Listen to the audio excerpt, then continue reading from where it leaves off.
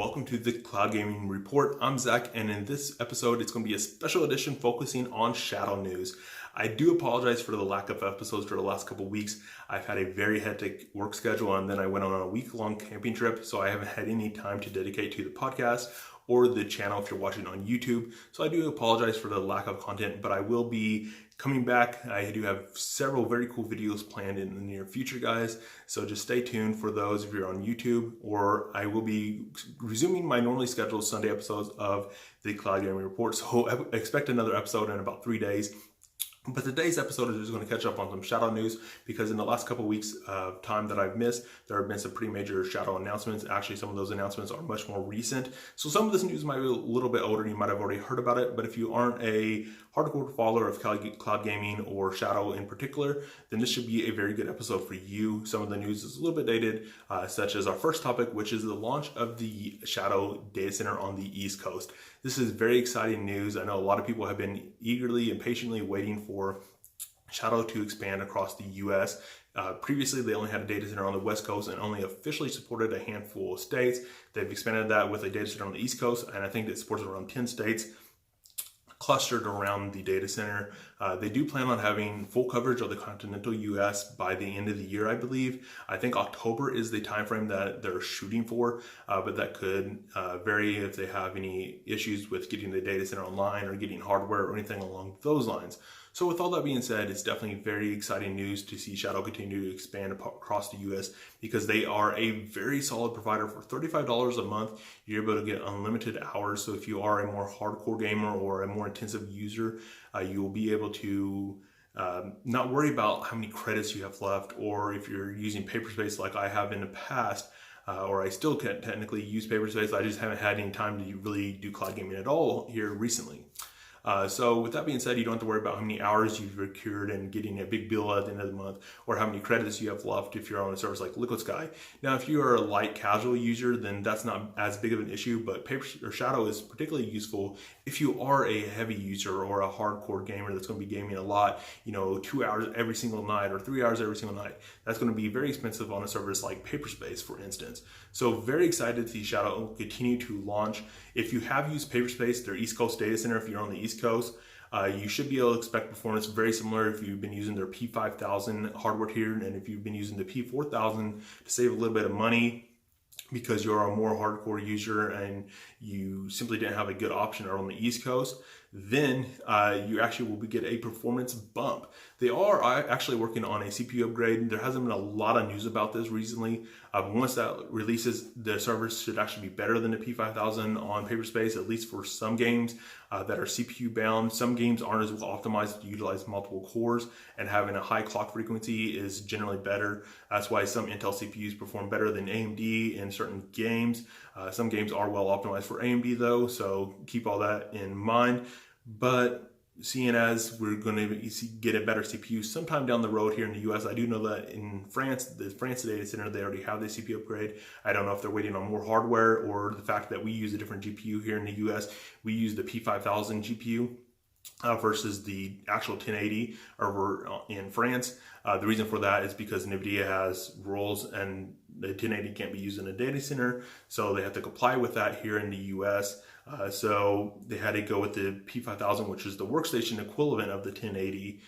So with that in mind, they have to spend a lot more on the GPUs here, and it could also cause possible additional testing parameters that need to be performed, or they might simply be waiting on additional CPU hardware to get back in stock so they can fully upgrade the GPU or the data center all in one go.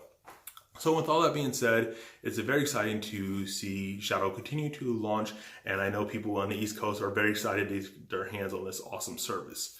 Moving on from there, we have the news of the announcement for the Shadow Ghost.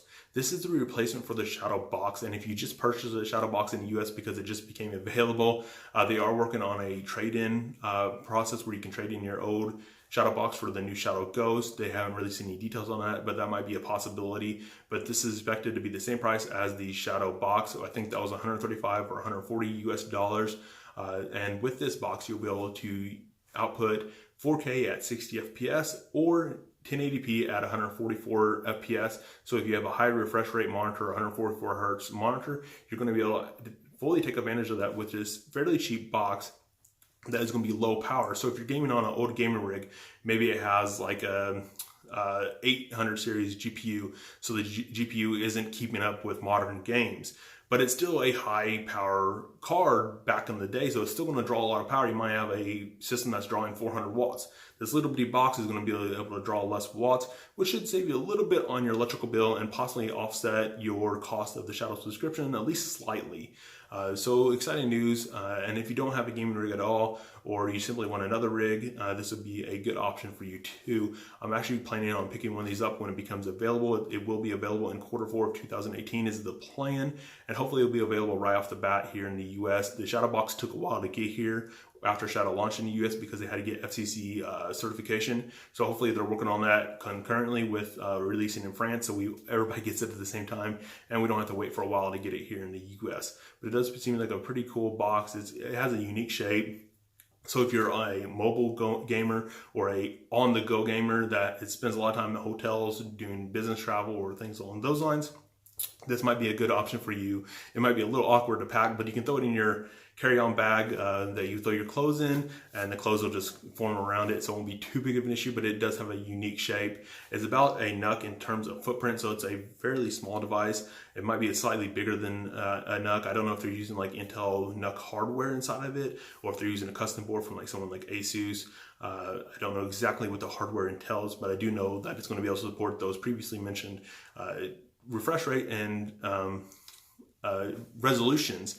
So it does look like I'm going to have to upgrade my monitor situation. I still game on 1080p 60 hertz monitors, so I do think I need to get a 4K monitor so I can fully test 4K gaming and how much data that it uses for people that want to game on 4K. And I also need to get a high refresh rate monitor. The high refresh rate monitor will actually have multiple benefits. With a high refresh rate monitor, I'll be able to better test the latency that I'm experiencing with these various services. Of course, latency is a question that's always going to be, your mileage might vary simply due to your proximity to the data centers, and multiple other factors. Your actual ISP, how quickly they get the data to the local branch, how good their infrastructure is, and how much latency it adds. For example, on Comcast, the best latency I'm getting to like a local speed test is around like 10 milliseconds, where like Google Fiber I can get a test to a local data center on the speed test data center,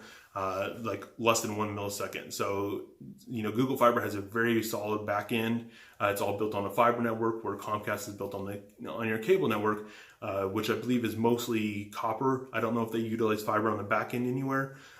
So there is some differences there, and your ISP is going to kind of figure into the matter, but it would be good to actually have a higher refresh rate monitor to better test the latency that you might experience, at least as a baseline maybe, and what kind of the software itself actually adds to the situation, and try to test that to give you guys a little better insight into how playable cloud gaming really is on different monitors, and if you're actually going to be able to take advantage of a higher refresh rate monitor, or if the latency involved is really going to be too much for that to make sense. So 4K gaming with cloud gaming might make more sense if you have a good data bandwidth. You're probably going to need 35, 40 megabit per second. We're talking about 4K or upwards of that, determined on how high they turn up the graphical quality of the 4K stream. So keep all that in mind.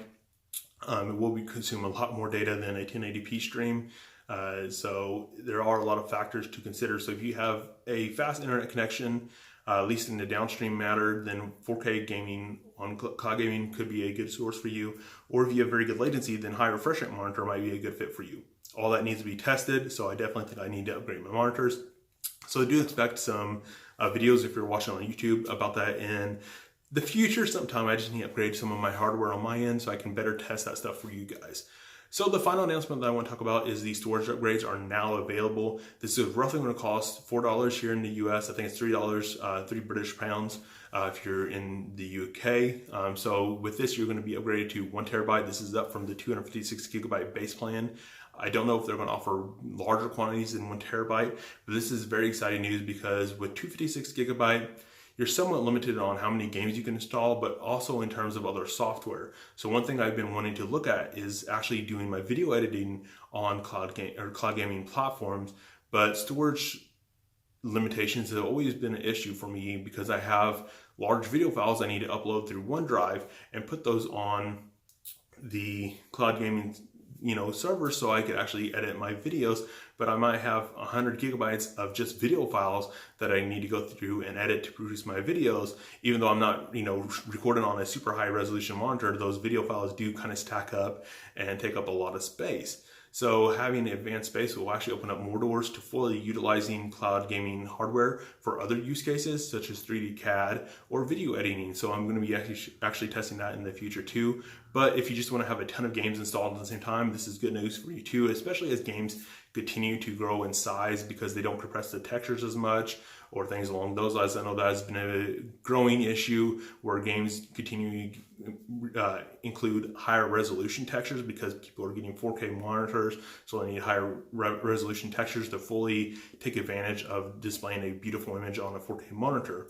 And they haven't been compressing those textures as much, so games have been increasing in size as the fidelity of these games continues to increase. A 50 gigabyte game is not uncommon anymore. So taking up precious hard drive space when you only have 250 gigabytes is an ever increasing issue. So I applaud Shadow for increasing the capacity that you can have and actually pricing it fairly competitively, actually very competitively. For only $4, you can increase it all the way to 1 terabyte. That is very generous. Especially if you compare pricing to like Paperspace, which you'd pay for 1 terabyte of storage. So that's pretty much it for the news. We have 3 major announcements. Shadow launching on the East Coast. Just to kind of wrap up, we have the announcement of the Shadow Ghost, which is a very exciting piece of hardware, and finally the launch of, or the release of the increased data storage for the Shadow subscriptions across the board. So thanks for watching, guys, or listening. If you're listening to the podcast on your favorite podcast app, I do greatly appreciate that. Give this episode a heart, a like, whatever the action is on your platform of choice. Sorry for misspeaking there. And also, if you love the Cloud Gaming Report and definitely want to see more episodes in the future, please share this with all your friends out there and help expand the coverage of this great and helpful and insightful podcast. Once again, guys, thanks for watching or listening. And until next time, Zach out.